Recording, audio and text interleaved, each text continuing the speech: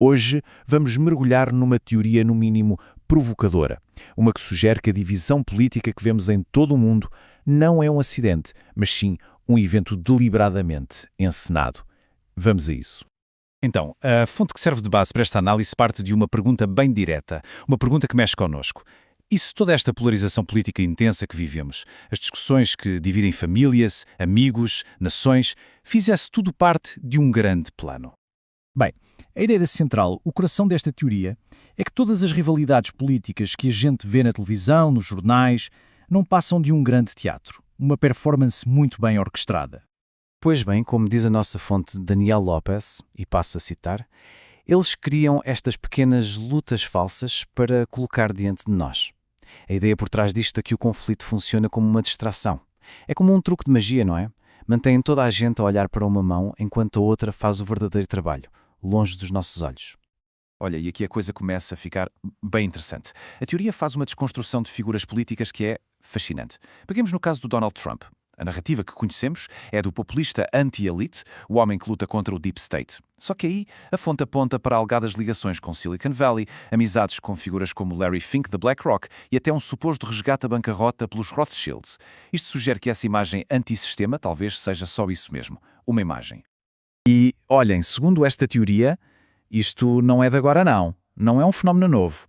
A fonte dá vários exemplos históricos em que um inimigo teria sido fabricado para servir a interesses geopolíticos, desde o alegado financiamento a Hitler nos anos 30 para travar o comunismo, até a criação de figuras como Osama Bin Laden e Saddam Hussein nos anos 80. A lógica, no fundo, seria sempre a mesma: criar um inimigo lá fora para unir e controlar as pessoas cá dentro. Ok, então a pergunta que fica é: como é que se faz isto? Como é que se derruba um império, mas por dentro? Aparentemente, existe um manual. E esse manual, segundo a fonte, seria o livro de Ray Dalio, Princípios para lidar com a ordem mundial em mudança.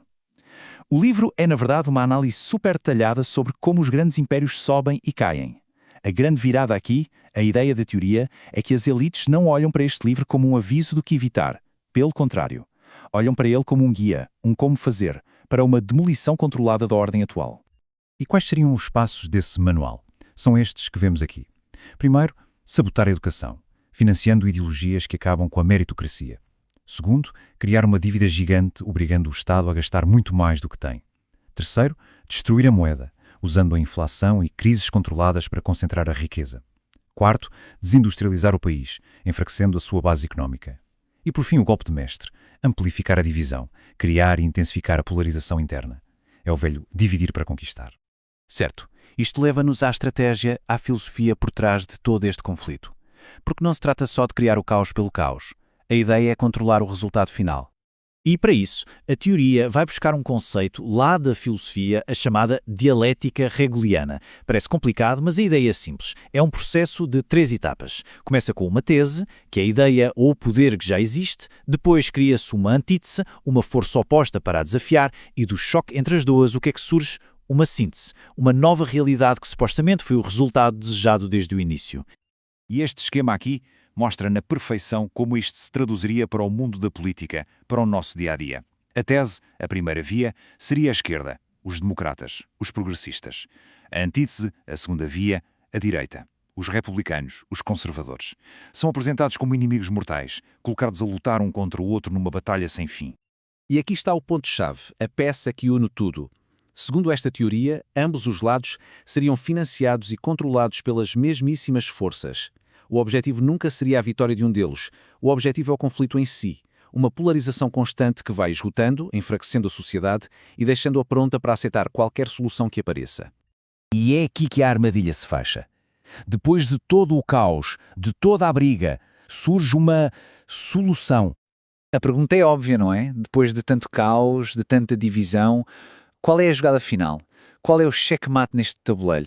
Pois bem, essa tal solução é a síntese. A fonte chama-lhe a terceira via. E os exemplos que ela dá são bem atuais. O tal America Party proposto por Elon Musk, o capitalismo de stakeholders do Fórum Económico Mundial, a ideia de um governo de salvação nacional. Todas elas vendidas como uma forma de superar a divisão, de acabar com a luta.